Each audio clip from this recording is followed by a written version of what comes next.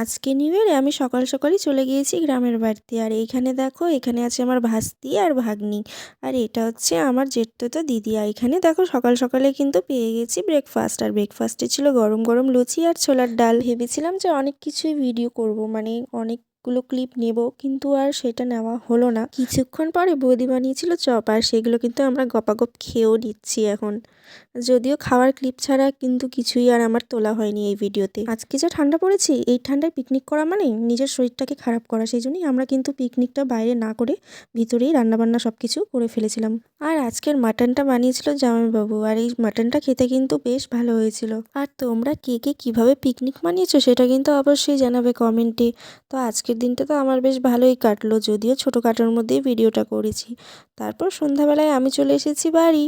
তো আমি আমার ভিডিওটা এখান থেকেই শেষ করছি। টাটা, বাই বাই, সবাইকে আবার হ্যাপি নিউ ইয়ার।